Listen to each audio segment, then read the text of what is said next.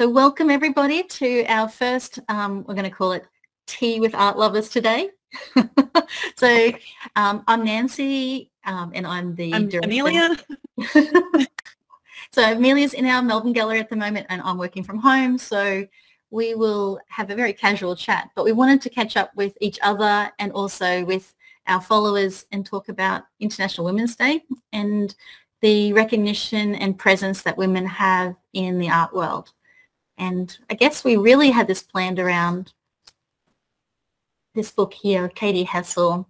It's just come out at the end of last year and we are both very excited to get a copy. I've already got lots of tags. And Amelia's been diving deep, especially with your academic background.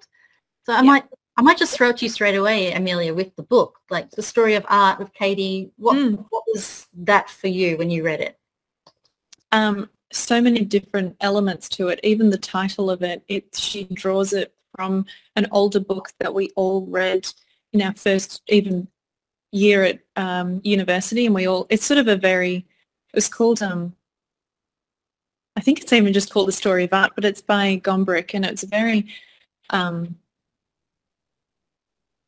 it's a strange view of art, and it's criticised and dismissed in a number of elements, but I think she's really used it as a launching pad to reconsider a lot of what needs to be revised. And I think particularly the first few chapters of her book really speak to me because it's my interest area of, Baroque and Renaissance periods, and the difficulties in finding women to celebrate is a huge thing. It's not only about celebrating them, but finding them through archival work, or it's just the lack of documentation at the time. There's a number of issues that Katy sort of raises. So yeah, I think it's a fascinating time of art, and yet there's a constant quest, it seems, to find women artists. And changing the language, I think, is really important things through my work at uni, is not just seeing women as the muse of a male artist or seeing them as just a life model. Like, she probably was an artist of her own, or so yeah, it's really important as well. And that's so glaringly obvious when you talk about someone like Frida Kahlo and Diego. There's newspaper articles that kind of treat her like, oh, she paints on the side, kind of throwaway comment. An article on her, when actually now I'd say Frida has a much stronger following and her work is more authentic because, it's just so it dives deep into the most raw subject matter that how brave she was to even cover those topics in her art, that she's in a hospital bed with her surgeries and her miscarriages and relationships issues. So raw and I'm going to say fearless in what she created. Yeah, I'm really grateful to the teachers I had at uni who were mainly women, who we never learnt about Diego. We only learnt about Frida, and whoever it was, we always learnt about the woman first, as focusing on the muse, but as her own individual artist. And then we learnt about the male figures later. We learnt about Picasso later, after Dawn, or whoever it was. So that's really interesting because you've got that in your university. I've obviously got it in a secondary college context, that it's in our syllabus that we need to be covering, X, Y, and Z. So it's, I guess when I was going through school, it was very limited. And, it was pre-internet, so you were limited to whoever's putting out a textbook and that was what you got access to. But now, we are expected to make sure gender is diverse and race is diverse, contemporary and historical, like there's a lot more diversity and you need to tick it off. And, we are doing that, but we're the first generation that's really getting out there to educate. You're coming through the university system now, so hopefully there's a lot more awareness from now. Yeah, what's it been like through your teaching? Has it changed a lot, and finding that there's a lot of development? And Yeah, and even like for me, it's the teaching, but also then when we take students to, you know, the state galleries or something, if like here, I'm on the Gold Coast, so we just recently took the seniors to the Pop Masters, and I was interested to talk to the curator. That particular show's been 6 years in the making because of the lead up and then COVID delays. So it's from the Mugrabi personal collection, and, you know, some of these works are worth, you know, hundreds of millions of dollars. And oh, wow. yeah, so initially the curation was very male dominated. It was like the three male pop masters, you know, Warhol, Basquiat. I'm not very good with the pronunciation there, and Haring. You know, and obviously Haring's a favorite because we love his mural work. So those three are still the headliners, but over those 6 years, as different people have come into the position and as social attitudes have changed, they have, well, obviously Basquiat was, you know, a racial diversity, but they didn't have any women initially. And so over that time, they've now put key pop artist women in that show. So it was great to see that show that I see in 2023, not the show they planned back 6 years ago, because it would have been maybe a bit stock standard of who the masters were recognised as, and now it's much more interesting. In fact, some of the artists I hadn't seen in the flesh, but, you know, they're actually marked in the book, were actually in that show in the Pop Masters section. So it's nice to see that it's the conversations in education and at the curational level, it's all there. And you'll see when you walk around a gallery, you kind of go, oh, spot the female artist. Like, did that show have a thought about, oh, you know, it's 80% male, or, you know, is it equitable? So those conversations are starting to happen more and more. And also, like, you know, it's the same conversations, but did you have an Indigenous artist in the show? Like, you know, we try to, like, make sure those things are ticked off, because without ticking them off, people's biases will show up. And that's happened for, you know, decades and centuries. So I think that's changing a lot. For the better, yes. Yes, for the better. I guess the question I wanted to ask, because we've talked about it pretty casually, but, you know, what can we do as artists ourselves and as women ourselves to help this cause move faster? Because I look at it thinking the Guerrilla Girls last century were talking about this, they're bringing awareness. Like, most people hung in the Met were male, and the only women in there were the nudes on the wall, the muses, not necessarily the artists. So those things were brought to people's attention decades ago, and here we are in 2023 still making those changes. So what do you see as possible? Well, even just taking the train in this morning, an article came up and it said, feminism in galleries, is it still really an issue?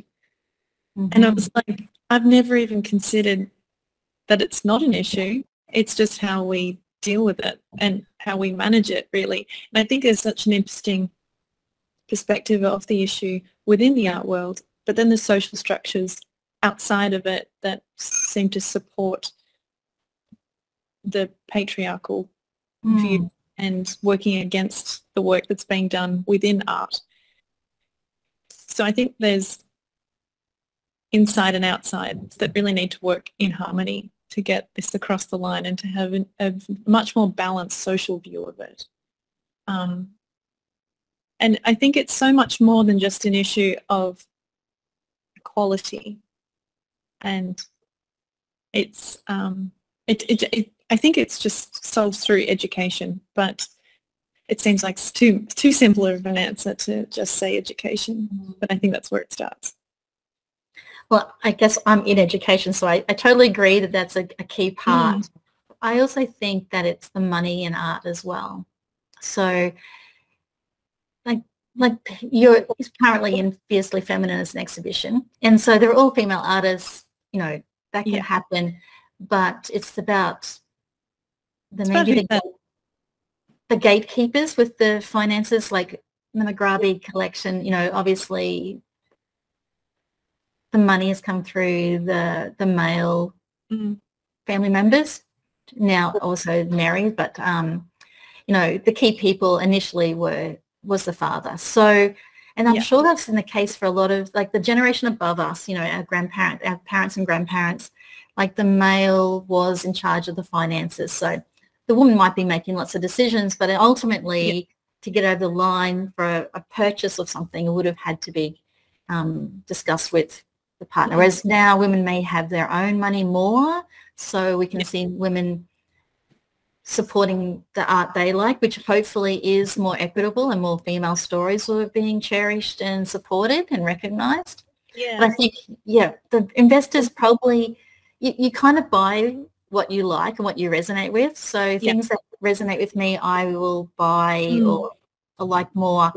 So if you're a male, obviously the male story is what you'll be seeing and going, yeah, that's great.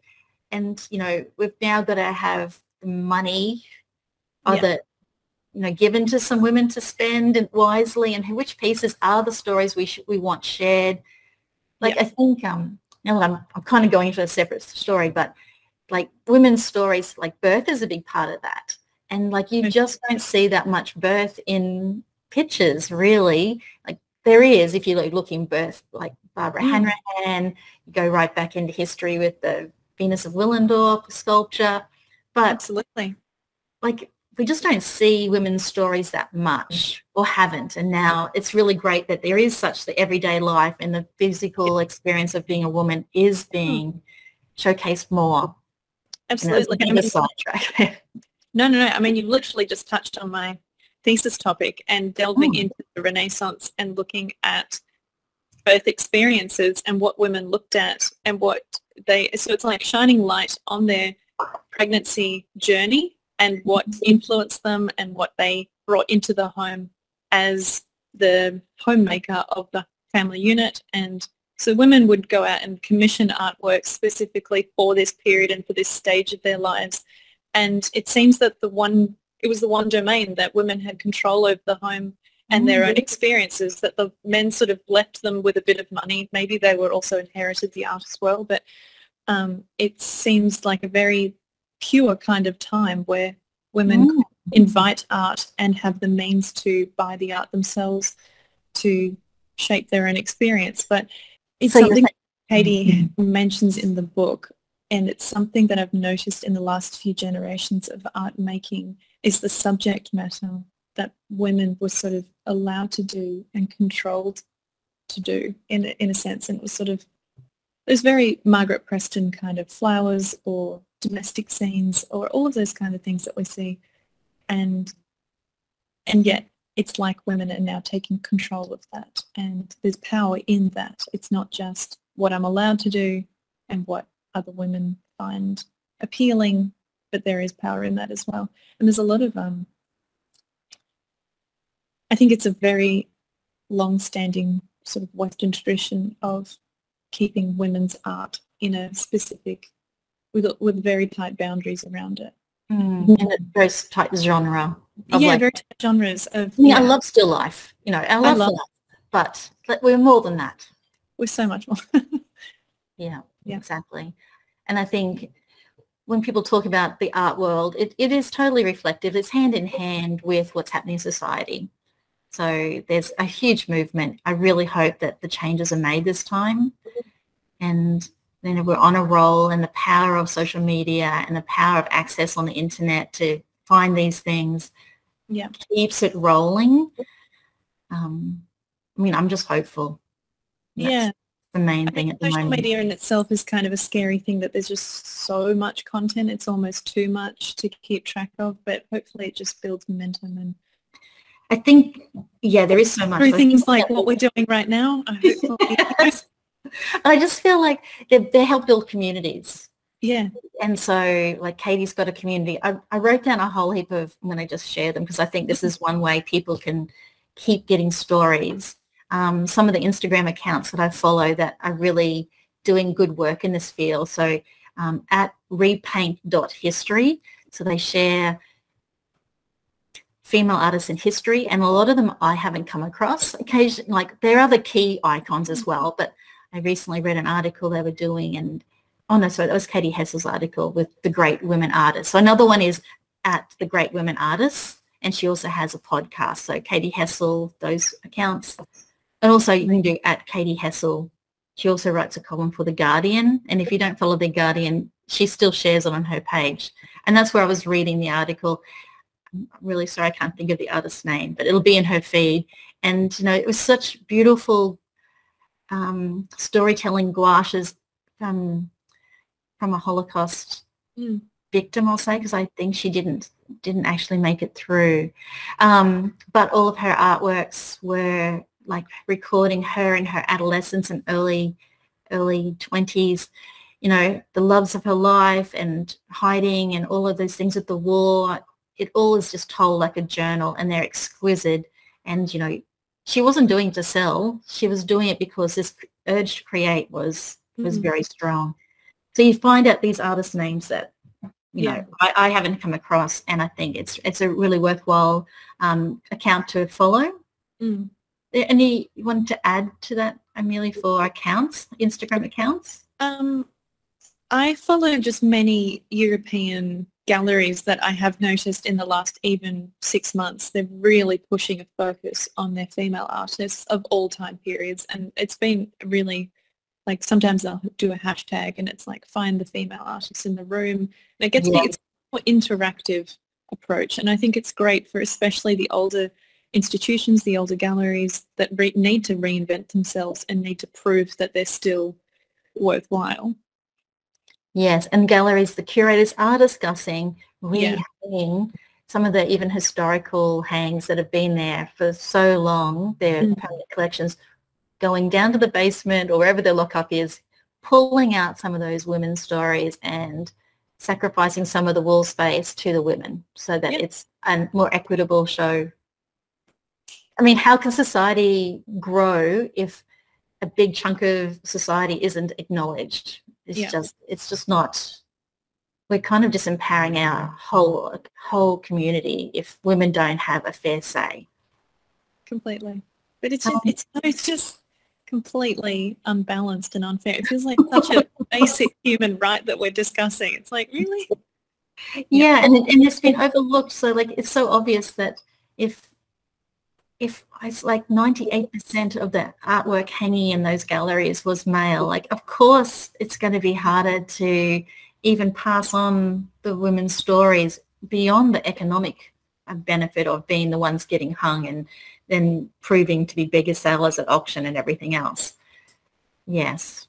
But if you look even further back in history, like if you do the archaeological digs, like art is like what people remember that time period for. Like, it's the artisans with their vessels and their paintings, and those are the things that history is remembered through. So I think we can't dismiss art just being a pretty thing, and it could be the beautiful needlework of somebody. All those things are the things that have survived centuries for us to remember those periods.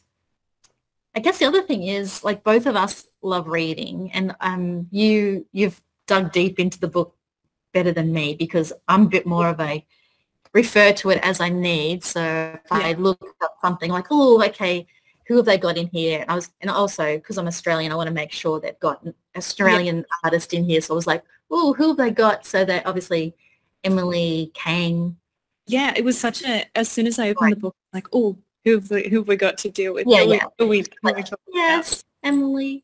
And I think her middle name. She even mentioned though that she would like the book to be used as a reference book, and, you know, read in that kind of context. Just yes, but I think what you do is nice. It's a deeper dive. So when you tell me stuff, I'm like, oh, I didn't read that because I didn't read from page 1 to the last. I just go, oh, okay, what's about the pop art movement? And I just go to that. And it's a great reference book because, you know, people, I mean, I'm in education, and even for me, they say, oh, who are the pop artists? And you start listing and you realize I'm listing all these male artists, or say, oh, who are the, you know, female of this particular era. And like, you just start with the men because they're the ones that have got so much exposure. And you do have to keep, like, to get the women's names out, you have to keep the exposure, because even myself, I have to see it like 3 or 4 times before I recognize the work, and then maybe another couple of times before that artist's name is straight off my tongue. So maybe maybe you've recognized this as well, but even just flipping through the book, like it's a pretty decent sort of Bible of art history. It is. It's so interesting. Just through my learning, I thought, oh wow, okay, I know roughly many of these female artists, and yet there are so many that haven't been included. That was sort of my question for Katy, that I was wondering, is there a second volume? Where is she planning on taking this? Because I feel like now that she's scratched the surface and made this really great book, there's so many places that people would want to contribute and say, actually, there's all of these other women. Let's talk about even more. Yeah, I think definitely in an international sense, I think Katy could do volume 2, and it's probably already in the making, because she would have had to cull to this. But also, well, I just pulled out another book from my shelf today. I mean, I love this is the Gallery of Modern Art put this out. Well, they had the exhibition, but it's a contemporary Australian women. So that's so great, because it's all the women right now. They're living artists. Like, oh my God, support the living artists. Because if you support them now, they get to make more work, and, you know, their career and their art keeps evolving. So, you know, I'm just, sorry. I mean, you have to bring them into Tango. I'm just going to open up, because that's a great picture of her textile. So it also reminds me that, like, textile art was like really snobby, that it's not fine art, you know, that kind of cut women out because they were doing needlepoint and things. I'm like, now all those things are being questioned. Yes, that can be fine art as well. So good. Oh, and there's one more set of books, not so much international, but Australian, which I think is really important for us to also know. There's so many Australian iconic women that can be recognised. The Know My Name campaign by the National Gallery, they ran it twice because there's so many women. So they have a volume. I actually haven't got a copy, because I was thinking I was going to go and buy it from the gallery, and I haven't been. But they have like a blue, green and orange volume, and it just says Know My Name, and it's full of Australian. Have you got it, Amelia? I don't, but I have it at uni. Yeah, so you can access it. So, I mean, I haven't got it, but you can access that from the National Gallery. They've got a digital version of the content, so it's still usable. Like an encyclopedia. It's incredible. Yes. Do you bring them into the classroom? Is it like just even the kids flip through them? Not these ones, they're mine. But yes, we do have a library, so and also, like, yes, the kids can go to the library and do that, but when I pull out artists, it's a good reference, so then I can put it in my presentations. So when I do my summaries, I'm making sure I'm doing this. Yeah, it's so important for the kids to familiarise themselves with these names in high school and through your art education of them. Like, I wish I could go back and do VCE art again, because I feel like in the 10 years since I graduated, I've learnt so much that I could apply in a whole different way. But it's a lifelong skill, knowing these people, I feel, and knowing these names. It's knowledge now that I'll never forget. And sometimes having the difficulty, like it's been harder for us to get this information, so we cherish it. Maybe the next generation be like, oh yeah, it's easy, but it's like, it was so hard to find these names. And I've ordered a t-shirt from it's actually from Rockhampton Art Gallery, because I just couldn't get it anywhere else. So they've got 5 female artists from their permanent collection. They're 5 female Australian artists. So hopefully it'll arrive before this goes to air, so I can like share my t-shirt and wear that to class and have kids ask who are those artists, and they can discover those artists' names. Well, I think we've covered a lot of ground, really. Like, we don't have all the answers, but it's something we love discussing, and there's so many great resources out there. And I love that we've come from different backgrounds, because you definitely love a certain period, and I love a different period. So, like, between our passions, there's still the same issues. But, and I mean, neither of us practicing artists in the contemporary in the contemporary world. So that's a whole other untouched. Yeah, that's true. Definitely. We could delve into, but. And I think, when we put this out, I'd love to see what other people want to say about it. And, if this is something, obviously not International Women's Day all the time, but if we have interest in doing other talks on other topics, whether it's Josh talking about gallery hanging or something or whatever, we can have our team, communicating, because we have like this wealth of knowledge that's actually like a gem to access. And I think but we all cover so many different topics. Like we've got the practical side, we've got the academic, we've got it all. Yes. As a team, it works really, really well because we have someone we know. If we don't know the answer, we can go to someone and get an answer pretty easily. But we all have that desire to keep learning as well. And I think that's so critical, that I want to also know the practical side. I want to know how to. Yes, I agree. And actually it's kind of good to have that side too, because being stuck in your head all the time, the physical making of art or the physical art of like hanging and curating, those are good practices, and it puts what you've learned into practice too. So it's a nice way to stay connected. Absolutely. Well, tell me what you had in your tea today. I had a peppermint tea. It's very refreshing. Refreshing. And is it cold in Melbourne today, or is it?